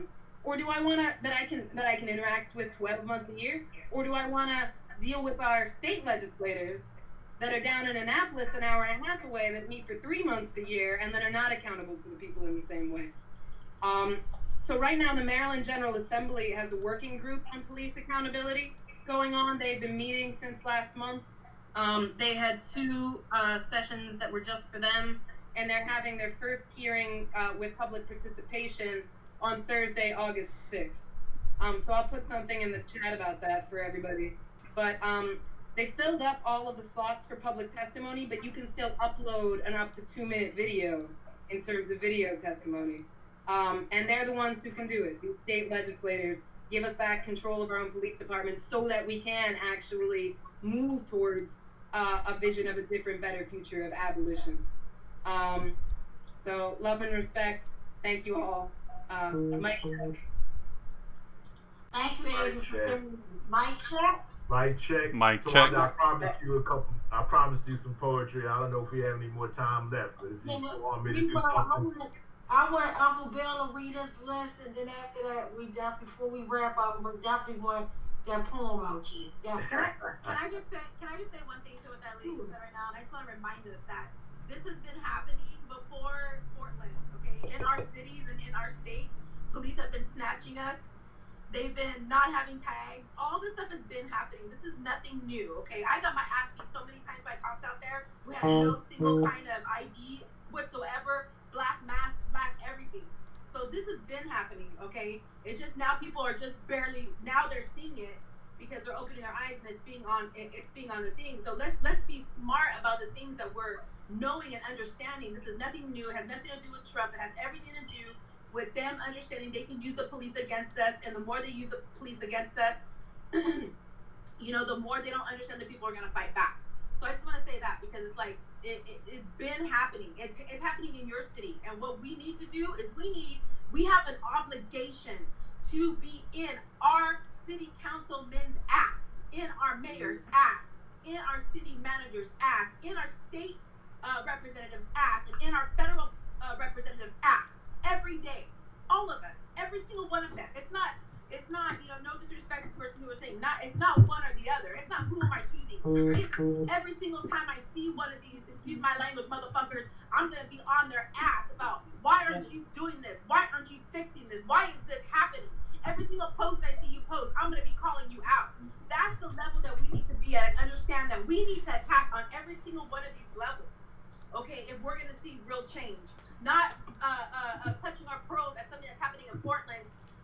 Get Barr's ass in like they were doing yesterday. Keep on drilling him. Stay on your federal legislators to be getting in his ass, because that shit in Portland will change real quick as soon as he starts being threatened with breaking the law. You know, screw all this little stuff that we have to do over here. So we have to stay on our lawmakers so that they can do their job. And we don't have to be out here getting our asses beat by these damn cops all the time. You know, but more people have to be involved and more people have to understand the way that the system works so that we can actually get somewhere. Thank you. Yes, I love it. Yes, that's fine. So I'll jump in for a minute. First, I want to thank Natasha and Christina and Ken. It's painful to hear these stories, but it's inspiring to know that families have fought hard and continue to fight hard, and if the case is not open, fighting in other ways. So thank you so much. As we know, the police brutality cases that we're aware of are just the tip of the iceberg, because the police kill about 1,100 people each year in the United States. That's about 3 a day. So I want to read the names of those who were killed by the police most recently. This list is 9 people. It's probably not complete. and they don't have the week just leading up to now, but this is the week before that, from July 14th through July 20th. So the first, and perhaps you'd like to repeat the names after me. First is Sean Ernest Ruiz, 43, killed in Michigan. Sean Ernest Ruiz, killed in Michigan. 43. Vincent DeMario Truitt, 17, killed in Georgia. Vincent DeMario Truitt, 17, 17. killed in Georgia. Christian Ramos Murillo, 32, killed by the police in Tennessee. Christian Ramos Murillo, 32, killed in Tennessee. Julio Jaramillo, 28, killed by the police in New Mexico. Julio Jaramillo, 28, killed by the police in Mexico. Timothy O'Shea, 24, killed by the police in New Jersey. Hey, 24, New Jersey. New Jersey. Antoine Bariz, 39, killed by the police in California. Antoine Bariz, 29. 29, California. Aaron Alswick, 23, killed by the police in Washington. Aaron Oslick, 23. There's an unidentified person killed in Florida. Chase Roundtree, 33, killed in Texas. Chase Roundtree, Brown, 33, killed in Texas. And if you like, you can repeat just the name. I'm giving the other information, but we don't have to say all of it. David Martin, 28, killed in Colorado. David Martin, David Martin, 28. Malcolm Camo, 24, killed in Texas. Malcolm Kamal, Malcolm Camo, 21. Darius Washington, 24, killed by the police in Illinois. Washington, 24. 24. And the most recent case listed on July 20th, Vincent Harris, killed at 51 years old by the police in Louisiana. Vincent Harris, 51. And I'd like to mention two things before I wrap up. A number of people tonight have talked about how it's a system. That's definitely true. I think if we try to really look for the root of police murder and police brutality, it's because racism is profitable. About a third of corporate profits in the United States, about a full third of their profits derive from paying workers of color lower wages. And it's crucial to the capitalists, to the big business owners, to maintain their profits. And one of the key ways they do that is through racism. And police brutality, police murder, police terror is a part of that equation. And so when we say we have to get rid of the system, that's damn straight. We got to get rid of this system. No question. The other thing I wanted to mention is next week, after West Wednesday, we have the Challenge discussion group where we have political analysis about what's going on and how we can change the world. And everyone's invited. So please get in touch if you'd like to participate in that. And that's a wrap for me. Thank you. Mic check. Mike, check. Mike check. Hi, Jack. Tawanda, can I, this is Mickey, can I do the shout out for spreading social media? Absolutely, make it go for it. Hi everyone, I'm Mickey. I've been making videos of all of the amazing speakers that Tawanda has been organizing for West Wednesday over the past couple weeks, I think over a month now. So just have look out for those videos coming out on all of the social media platforms for West Wednesday. That's at Justice for Tyrone West on Facebook, and then at West Wednesday on Instagram and Twitter. I think every single West Wednesday somebody mentions the importance of spreading this message, and this is an effort to do that. So it's easy to share a post and get as many eyes and ears on all of the amazing words that you all have spoken in these meetings.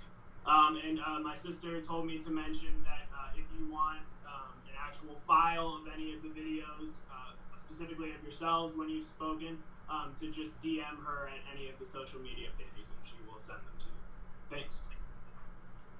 Thank you, Mickey. I just want to just basically reiterate what he just said. So everybody that has been a guest, Mickey has been doing a great job of like taking small clips of, because we're all being recorded right now in different social media outlets, but he's taking the small clips of everyone speaking and he's sharing it. So when he shared with me, I will share it with you, and I just want you guys just to share it, because the more eyes that are seeing this and the way we make this thing happen is let's spread it around the world so that they can see that these are not isolated incidents.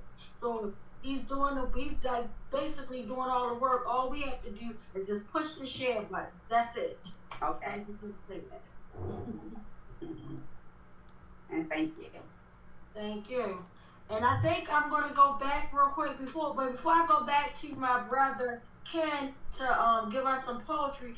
Do anybody wanna share anything before we wrap up? And also I wanna give a shout out to Nicole. That's she is the daughter-in-law of Anthony Anderson. She was on when her phone line went dead, and Anthony Anderson was killed a year before my brother by Baltimore City police officers. And the same unit that killed Anthony Anderson, in fact, killed my brother Tyrone West. So I just wanted to throw that out and lift Anthony Anderson's name, and not just Anthony Anderson's name, but all the victims. And I just want to let y'all know every case matters. And right now, actively, I'm going to be sharing the petition because we're trying to get them to open, like Jarrell said, that, I'm sorry, not Jarrell, but Ken said that Jarrell's case is closed. But if we get these million signatures on this petition, that means that, and it's called Every Case Matters. My sister Ishtan, she has lost 2 children, one through police brutality and one through community violence. And no mother should have to ever bury their children. I'm sorry, no mother. So my heart goes out on that level. But what she did was she created Every Case Matters. So not only is she not just talking about her daughter that was murdered by law enforcement officers shortly after Sandra Bland, not too far where Sandra Bland was killed, you know. So she is doing an honorable thing of a petition where she got over 100,000 signatures already. So it'll just be easy for us to just get every lottie-dottie and everybody just to sign a petition. We get these million signatures, we're going to get them to open everybody case. So that's what we pushing for, and I hope y'all support that as well. So can you say where to find the petition? Well, Hillary had blasted it, and thank you, Hillary. She had blasted on our West Wednesday, and I'm going to share it again so they can find it on my page. And hopefully, Hillary, if you still have the thing, if you can attach it to this, that would be great. But if not, I'll go back into this and I'll attach it. I'll put it in the live feed on your West Wednesday live feed right now. And then anybody who gets the West Wednesday email, it was attached to that. So you should have gotten it actually in 2 different emails, one a few days ago and one yesterday. So anybody who gets that, you can share it out too. Thank you. And guys, can we all, even though it's a happy belated birthday, but it was my sister Hillary's birthday, which she didn't even tell me about. My mind got so much of it, because I would really did something extra special for this sweet woman. Can we all say happy birthday, happy belated birthday? Happy birthday, Hillary. Happy birthday. Happy So do birthday. anyone else want to share anything before I pass the mic over to my brother Ken? Anybody? Mike checking. Did Brian send his sad names of the community violence? Did anybody have that list or no? Abby, do you have those?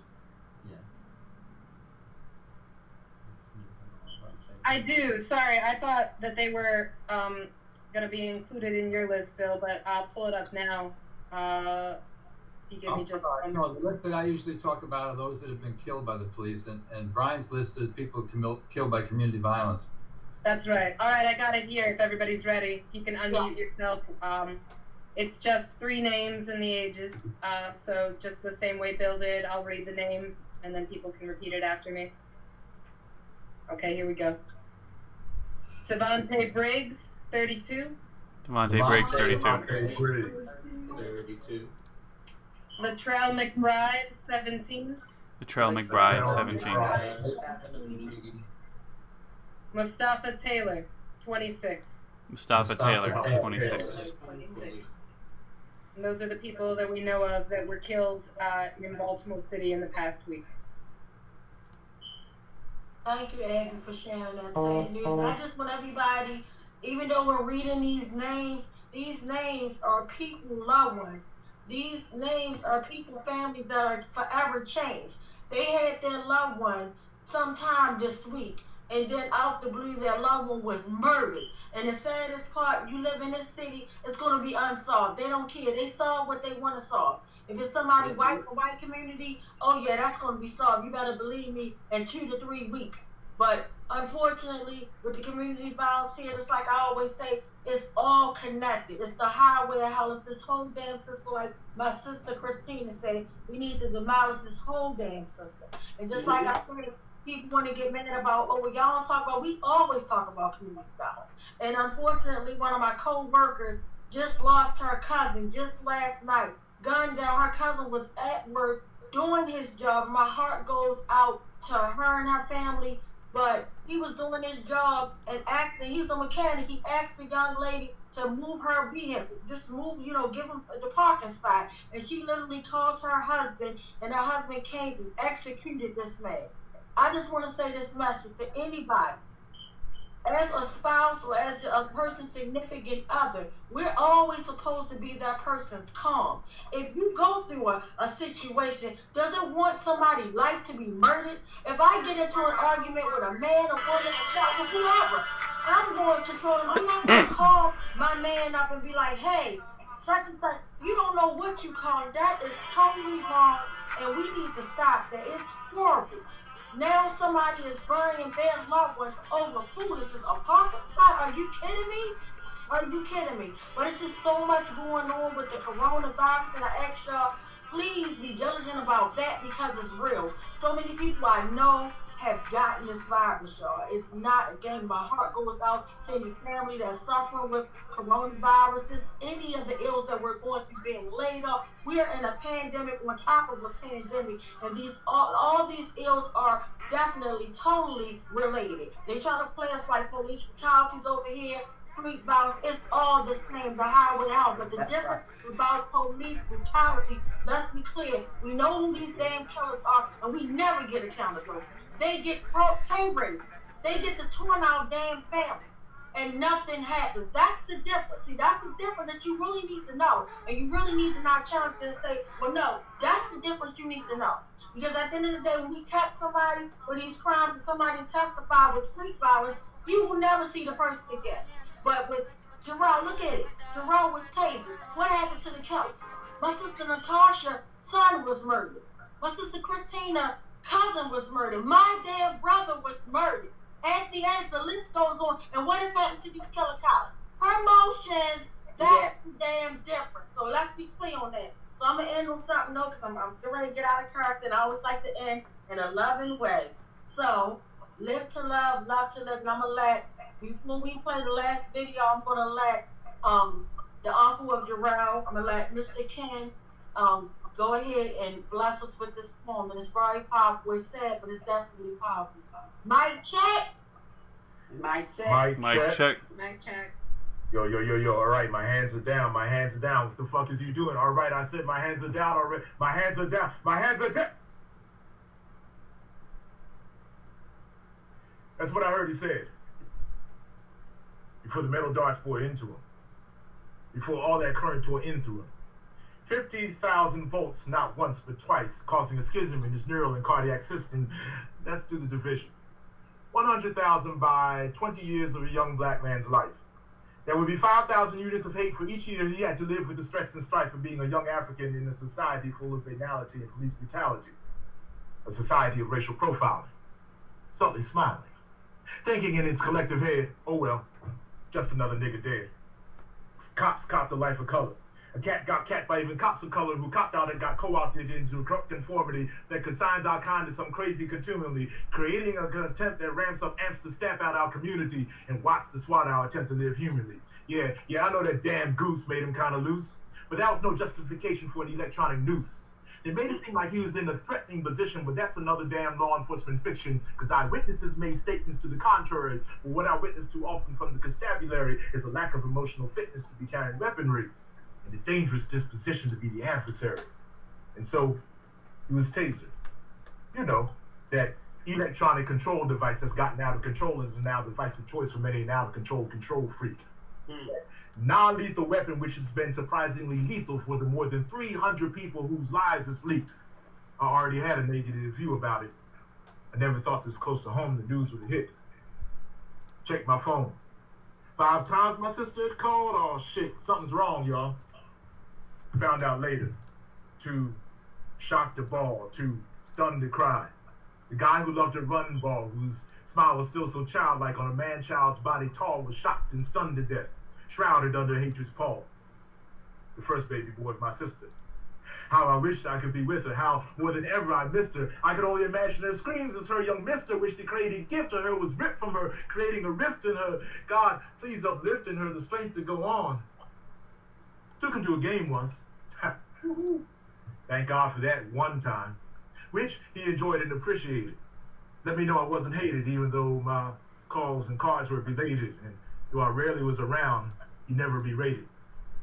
Now, this is no excuse for it. It's nothing that makes it right, but admittedly, for a time, his mother and I weren't running tight. No, not like there was a fight. Nothing deranged, just a brother and a sister estranged, but that was beginning to change. But for the longest time, it was for no other reason than that we hadn't sat down to talk. Now we were in a season of tragedy, which brought us into a closer walk. Now, I respected my sister because she always invited, always pleaded with me to come get him and be that uncle I was supposed to be. Spend time with him. Be a man with him. Encourage and, if need be, reprimand him. Help him focus. Teach him. Give him some locus where he could reach in and center himself and execute his plans. Now he's been executed by trigger-happy hands. Weird, isn't it? Spend a career working with other people's kids while your relationship with some of your own hits the skids, made slippery with good intentions. So with all that having been mentioned, can't make the same mistakes of absence with the next two. Gotta honor Rel's memory and them be true. Oh, internal investigations, of course, found no wrongdoing and thus no punitive action was ensuing. Obviously, they weren't really looking. Too much a part of the system to make the correct booking. The not-so-grand jury made no convictions. The oppressors hope that we lack conviction and we'll wither in this war of attrition. They act as if we owe them contrition. But no. There will be no acquiescence to the slaver's electronic whip. No letting the memory of Jarrell and others slip. No voltage that will leave our minds so dazed, our souls so tased that we accept this shit and do nothing but turn the page or turn aside from our justified rage. No, we won't let ourselves be consumed by hate, but we don't appreciate the continued rate at which our killers get to skate. Too many folk have been charged and their murderers not charged. Too many folk have been charged while in the authorities charge and left twisted in some dying position while those in charge get to hide behind their badges and positions. So I charge us with the mission of unplugging the injustice which kills our brothers and sisters, which kills our children. Shocking, but true. So let's do what we gotta do. Speak love to our young ones while we have the opportunity. Speak truth to power to end police impunity. We cannot and will not accept this current reoccurrence of hate. The survival of our families is at issue. Indeed, the survival of our community. In your realm, I miss you. Poem for Jarrell. God.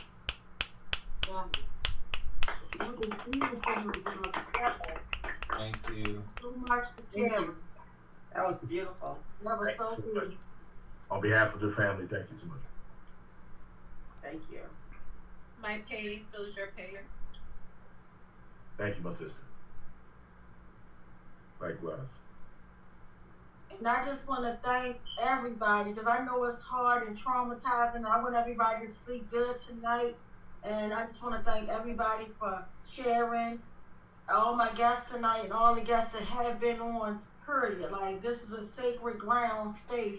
And I just want to thank everybody. I'm lifting, last week we had Stephon Clark's grandmother up. Her grandson was murdered in her backyard. Like, how horrific is that?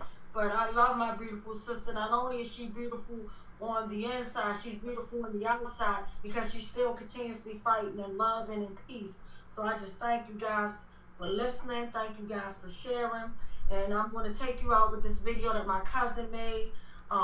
It was about my brother Tyrone West, and it was telling y'all everything that my family basically went through. and it's called The Ghost of Tyrone West.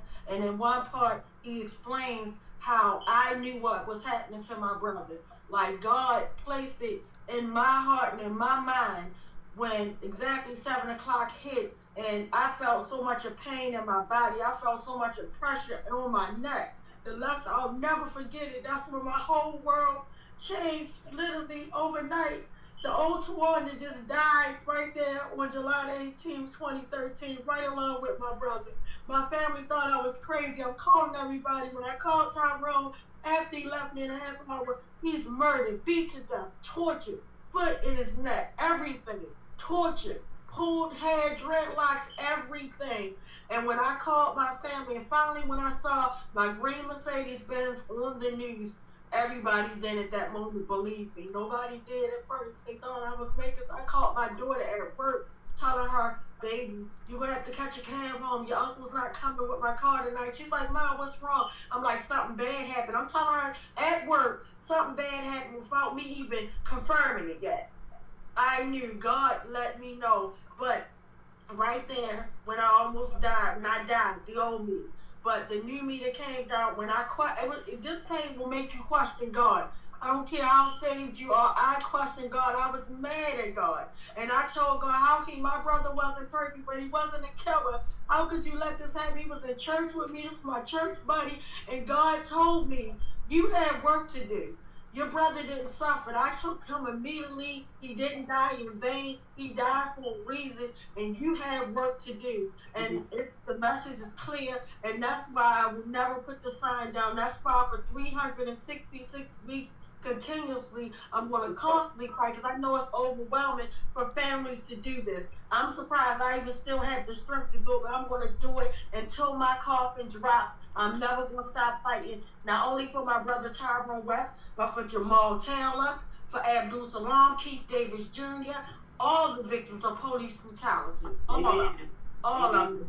The ladies that we don't hardly say their names, Sandra Bland, all of them. India, I'm fighting for everybody, okay? So, in that, live to love to live. See you guys next week, and I thank you so much for your time. We're going to continuously keep on fighting. Thank you. Mic check. Mic check. Mic check. Mic check. And good night, everyone. Mic check. Good night, everyone. If you wanted those links I talked about, they're in the chat about the state legislative group.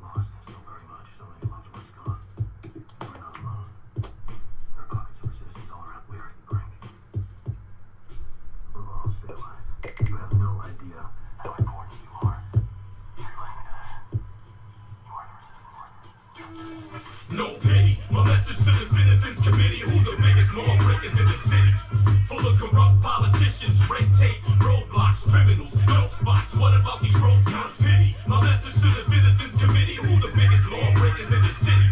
Full of corrupt politicians, red tape, roadblocks, criminals, dope spots. What about these road counts? They bust them on the head with closed fists and hard kicks. A bunch of night sticks trying to end this life quick. The kicks turn to stones. They maced them and tased them. Dragged them out the car by his thread, plus the days them. Killing them, but telling us they should have got a ticket. Traffic stop, truck stop, specify which is it. With every single witness saying he never resisted. Imaginary balls and ankle socks, must have missed it. Cardiac arrhythmia, dehydration. We even heard about positional asphyxiation. The bruises and the scarring, the suffering and pain. 30 minutes past before the ambulance came. I found it all insane. The beating killed for sport. It took 5 months to get the autopsy report. The coroner, the cops, and the fucking state's attorney knew my cousin was dead before they put him on the gurney. No pity. My message to the Citizens Committee, who's the biggest lawbreakers in the city. Full of corrupt politicians, red tape, roadblocks, criminals, dope spots. What about these road counts? Pity. My message to the Citizens Committee, who's the biggest lawbreakers in the city. Full of corrupt politicians, red tape, roadblocks, criminals, dope spots. What about these road counts? Deceiving the public is something closer to impossible. Phony autopsy, but we know it wasn't logical. Highly improbable, undetermined manner. I like the way you doctored up the calls across the scanner. Your Signal 13 sounded staged and unfinished. Your life was being threatened, not a single fucking blemish on any of the officers involved in the murder of Tyrone West. Man, that shit is unheard of. Let's go a step further. Examine all the evidence. 10 lying cops against the truth of all the residents. Cell phone footage, live interviews. I'm extra disappointed in the puppets from the news. Afraid to dig deeper, their information shoddy. 5 whole saw his body. No statement from the cops, but they spoke with their attorney. They know they killed my cousin when they put him on the gurney. No pity. My message to the Citizens Committee, who's the biggest lawbreakers in the city. Full of corrupt politicians, red tape, roadblocks, criminals, no spots. What about these road cops? Pity. My message to the Citizens Committee, who's the biggest lawbreakers in the city. Full of corrupt politicians, red tape, roadblocks, criminals, no spots. What about these road cops? They didn't notify my family, we saw it on the news. The one that saw a green Mercedes Benz and got confused. They talking about a man dying in police restraint. She saw her tag numbers and it caused her to faint. They can't be my brother Ty, I was just with him. Not even 30 minutes before he became a victim. She had a funny feeling, kinda like a sixth sense. Her back started aching, her muscles got tense. She couldn't understand all the pain she was going through. Like they ripped the soul out of his body, he was showing you everything that happened to him, transmigration. He made you feel his pain before his final destination. They took away his father, cousin, grandson, and brother, uncle and nephew, but I feel sorry for my mother, cause she became his mom when my aunt passed away. We're stronger as a family, but she cries every day. No pity. My message to the Citizens Committee, who's the biggest lawbreakers in the city. Full of corrupt politicians, red tape, roadblocks, criminals, no spots. What about these road cops? Throw up your hands like you're under arrest. Hell no. Throw up your fists like you want protest. Hell yeah. Throw up your hands like you're under arrest. Hell no. Throw up your fists like you want protest. Hell yeah. We've been fighting a long time.